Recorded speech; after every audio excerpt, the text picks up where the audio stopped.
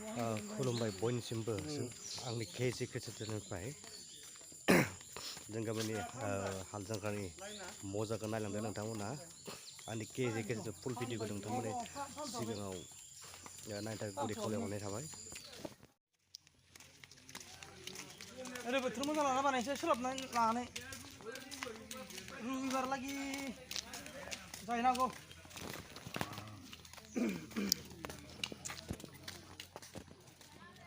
गया हाबर बारियाव माइ गायनो फैदों रायजोफोरा डेन्जार जाखा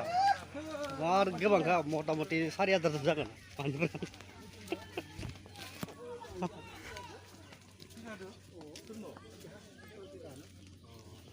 दे हाबलदो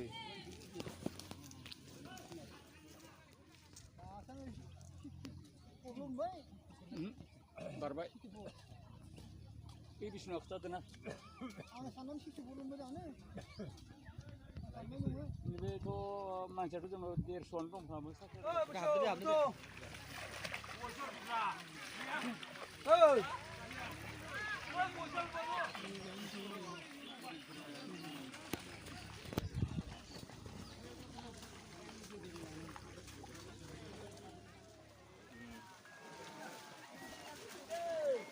नै खोथ लामा दोनलाय नांला बे लामाखौ दोनखाबाय आदै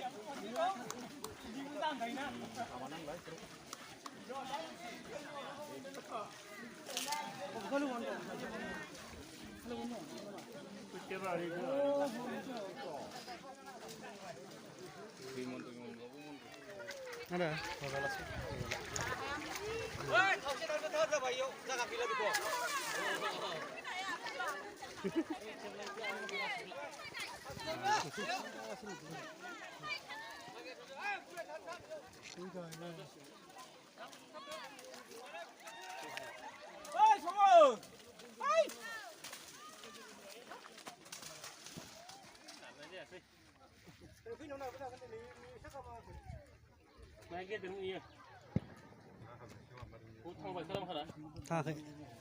जोबाखैनो हिसाबो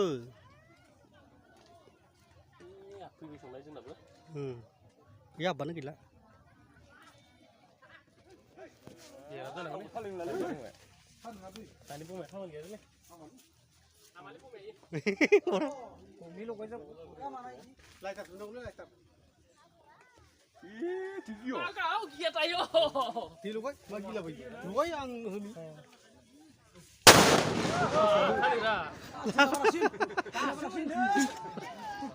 दासो नांदो पइन्टआव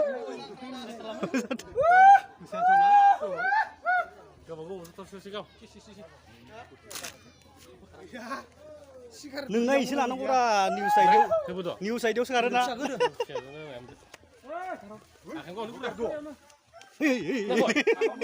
नांगौ हमग्राय गियाखै गावासि बिथायाव मिथिगोन ना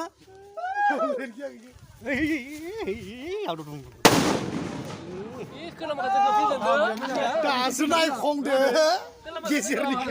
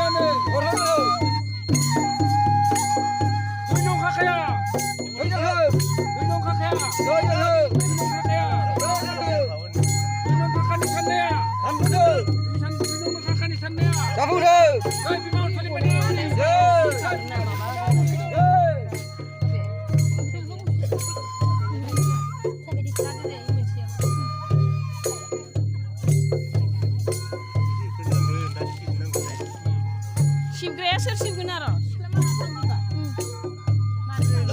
लोगोआ मालाय गामिनिसो थानाया मालाय गामिनि रुवाथिसो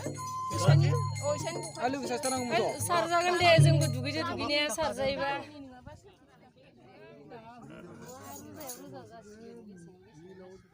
रायजोनि गायनाय जाखायो मायाबो जाखायो खोथियाफोरनियाव लकेल दाउ जानायखायनोथ' बारा मोजां जायाखै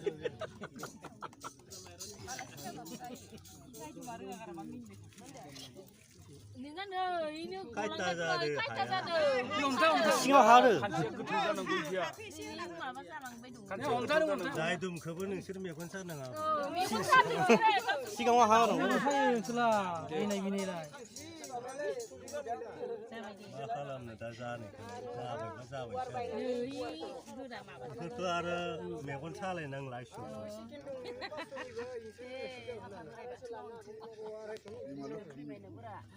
गाज्रि होनि रावफोरखौसो